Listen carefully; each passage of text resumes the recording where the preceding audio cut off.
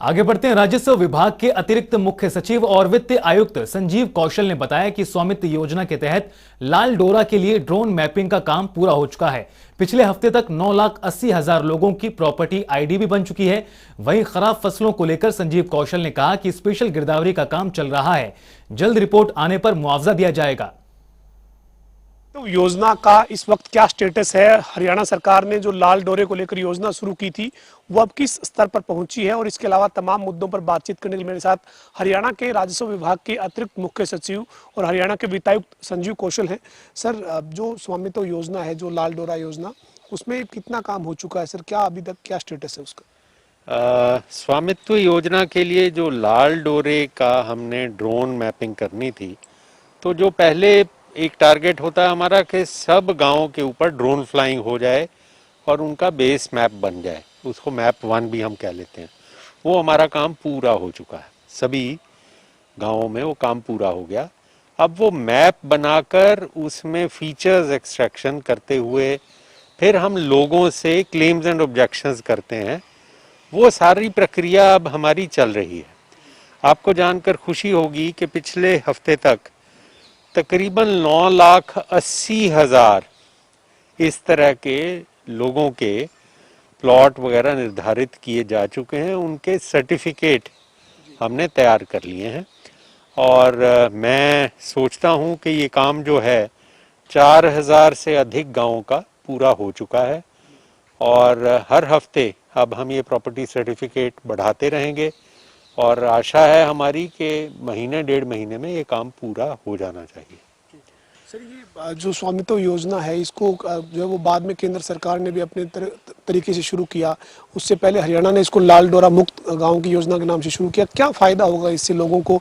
किस तरीके से इसका बेनिफिट मिलने वाला है? अगर आप इजाज़त दें तो मैं इस प्रश्न को 2 हिस्सों में बताऊंगा। जी। पहला तो ये कि हम ये आप जानते हैं कि लाल डोरे में जो हमारी प्रॉपर्टियां थीं उसकी मिल्कियत के कागज़ नहीं होते थे, ओनरशिप का सर्टिफिकेट नहीं होता था, रजिस्ट्रियां नहीं होती थी। इसका मतलब था कि अगर आपकी ज़मीन हो तो आप जब बेचना चाहते थे तो वर्ड ऑफ माउथ होता था, कोई आप रजिस्ट्री नहीं दूसरे के नाम कर सकते थे क्योंकि आपके नाम पर ही ओनरशिप नहीं थी। अब वो चीज़ हो सकेगी कि आप किसी को बेचते हुए रजिस्ट्री कर सकते हो, वो आदमी को भी कंफर्ट हो जाता है कि उसे रजिस्ट्री मिल गई।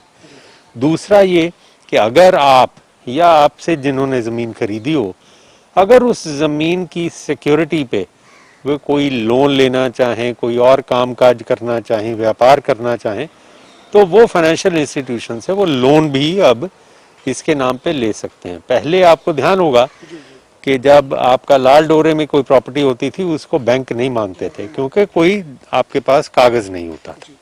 तो ये एक सबसे बड़ा फ़ायदा है।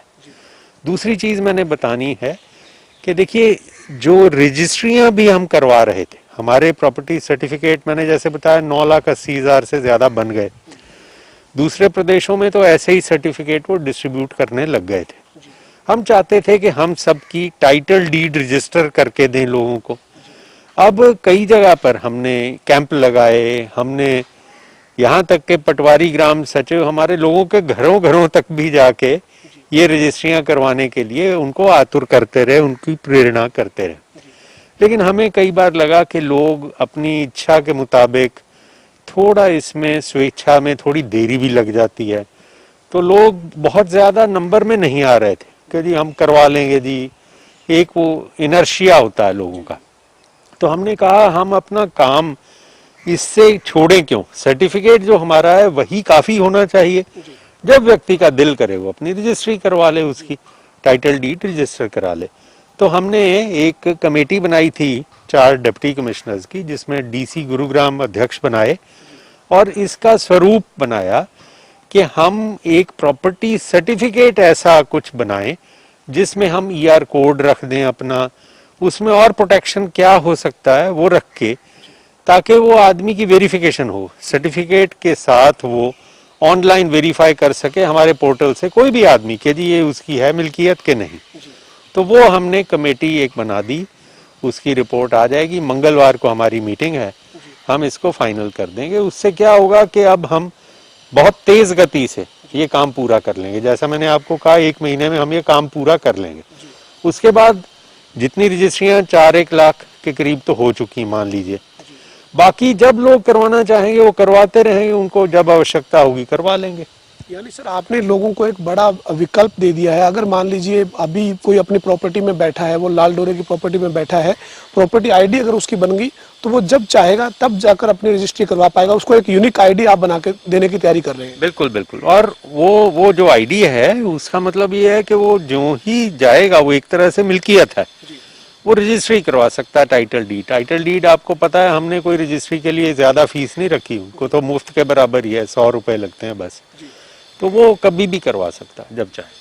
ग्रामीण क्षेत्र में सर लोगों में जो काफी समय से लाल डोरे की जमीन पर बैठे हैं, उनकी ये धारणा रही कि भी हम यहाँ बैठे, हमारा मकान है, लेकिन अभी हमें जरूरत नहीं है। तो आपने एक ऑप्शन दे दिया कि किसी को अगर बैंक की लोन की जरूरत है, कोई किसी तरह की आवश्यकता है अगर, तो वो उस वक्त उस प्रॉपर्टी आईडी से रजिस्ट्री करवा सकते हैं। यस, बिल्कुल ठीक कह रहे हैं आप, बिल्कुल ठीक कह रहे हैं। सर इसके साथ साथ लाल डोरे के बाहर को लेकर भी कोई योजना बनाने जा रहा है विभाग, कोई विचार कर रहे हैं आप? हरियाणा प्रदेश में आप जानते हैं तकरीबन 44,000 स्क्वायर किलोमीटर का रकबा है।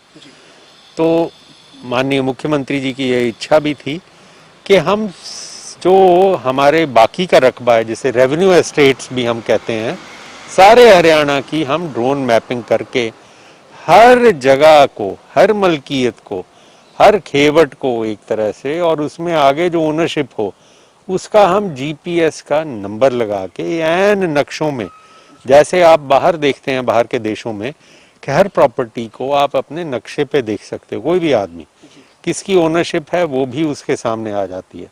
कोई झगड़ा नहीं, कोई उसके बाद कोई दिक्कत नहीं, किसी ने कोई जमीन खरीदनी है, किसी ने कोई बेचनी है, वो सारा काम आराम से वो कर सकता है।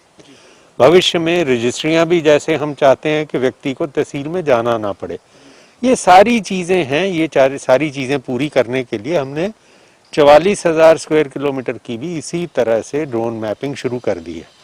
तकरीबन 12,000 स्क्वायर किलोमीटर का काम हमारा हो चुका है और भी बाकी का काम हम कर रहे हैं। हमें इसमें काफ़ी परमिशंस लेनी पड़ी भारत सरकार की, क्योंकि ड्रोन उड़ाना कई जगह पर इजाज़त नहीं होती, कुछ अम्बाला, कुछ सिरसा या कहीं भी, कुछ एयरफोर्स की रिक्वायरमेंट्स, कुछ भारत सरकार की डीजीसीए की, वो सारी अब हमने क्लियरेंस ले ली है। और अब सर्वे ऑफ इंडिया की मदद से हम सब जगह पे ये काम कर रहे हैं।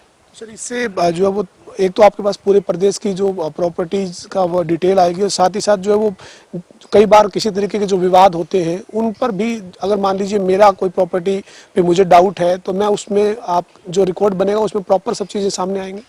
देखिए इसमें भी बहुत एक तरह से मैं कहूँ तो, आप शब्द जब पत्रकार कहेंगे तो इसको कहेंगे क्रांतिकारी फैसला भी हो सकता है। मैं शब्द क्रांतिकारी तो नहीं इस्तेमाल करता, लेकिन नजर में क्रांतिकारी, हमारी नजर में सर ये क्रांतिकारी स्टेप है जो। हाँ, मैं वही बता रहा था कि देखिए कोई डिस्प्यूट होती है, कोई निशानदेही करवाता है अपनी जमीन की, अपने रकबे की, तो पहले तो वो लिंक्स एंड चेन के साथ, जरीब के साथ हमारे रेवेन्यू के कर्मचारी करते थे। फिर कुछ साल पहले एक टोटल स्टेशन लगा के वो किराए पे ले आया जाता था, आदमियों को पैसे भी लगते थे। अब वो जीपीएस एनेबल्ड भी आ गए हैं, उनको लाया जाता है कि उनको ज्यादा एनेबल, वो ज्यादा एक्यूरेट है। अब हमारी नेक्स्ट स्टेज ऑफ टेक्नोलॉजी आ गई है। आप जानते हैं हमने कंटिन्यूअस ऑपरेटिंग रेफरेंस सिस्टम चालू कर दिया, कोर्स, उसके 19 स्टेशन लग गए हैं प्रदेश में हमारे, और सर्वे ऑफ इंडिया से हम वो सर्विस ले रहे हैं। अब वो हमें रिलेटिव कहीं भी का भी करने में आसानी हो जाएगी। ये हमारी जीपीएस मैपिंग भी हो गई ऊपर से। इसी के साथ हम अब रोवर ले लेंगे, और रोवर से क्या होगा कि हमारा जो भी रेवेन्यू का अमला होगा, पटवारी, नायब तहसीलदार, कानूगो जो भी हैं, वो बड़े आराम से निशानदेही कर सकेंगे। हमें ये टोटल स्टेशन जीपीएस एनेबल्ड और किसी सिस्टम की जरूरत नहीं रहेगी। इसी के बारे में ये जो हम बैठक कर रहे हैं सभी उपायुक्तों के साथ, डिप्टी कमिश्नर्स के साथ मंगलवार, इस पे हमने डिस्कशन करनी है। हमने 2 अपने एसडीएम्स को कुछ सुझाव भी देने को कहा था कि इसको कैसे हम बेहतरीन तरीके से बना सकते हैं रेवेन्यू सिस्टम में। वो हमारे पास सुझाव भी आ गए हैं। अब उसकी एक कमेटी बना के हम इसका फैसला मंगलवार को कर लेंगे।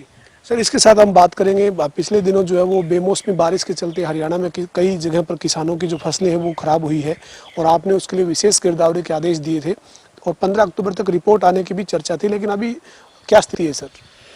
पवन जी, ऐसे है कि जो गिरदावरी है वो 5 अगस्त से 5 सितंबर तो नॉर्मल हमारी होती है।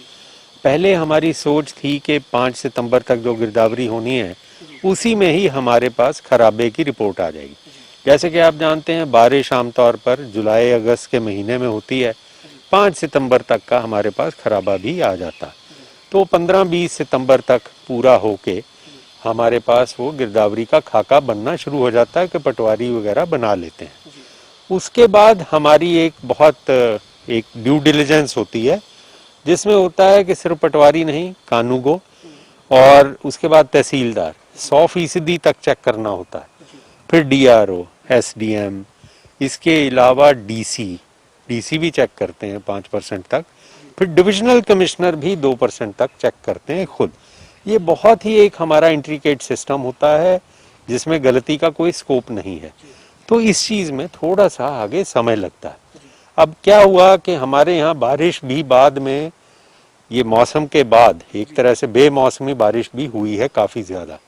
अब जानते हैं कई हज़ार एकड़ अपना हमारे प्रदेश में ज़मीन में पानी भी खड़ा रहा। अब उस खराबे का भी हमारा इसमें विश्लेषण आना चाहिए, उसका हवाला आना चाहिए 5 सितंबर के बाद वाली बारिशों का भी। उसके लिए सरकार ने स्पेशल गिरदावरी भी ऑर्डर की है और वो ऑर्डर हमने पिछले 10 दिन में ही किए हैं। तो अब वो स्पेशल गिरदावरी का काम शुरू हो चुका है, सब जगह पे वो किया जा रहा है। यही प्रक्रिया होती है, उसमें भी सुपर चेकिंग होती है, तहसीलदार, DRO, इसी तरह से DC, डिविजनल कमिश्नर सारा करके खराबा निकाल के फिर उसकी रिपोर्ट भेजते हैं। एक और चीज़ है इसमें, आप जानते हैं किसानों ने प्रधानमंत्री फसल बीमा योजना का भी अब काफ़ी फ़ायदा उठाना शुरू किया हुआ है। जो लोग फसल बीमा योजना में फ़ायदा लेते हैं उन्हें सरकार की इस नॉर्मल स्कीम ऑफ कॉम्पेंसेशन में फ़ायदा लेने की आवश्यकता नहीं होती।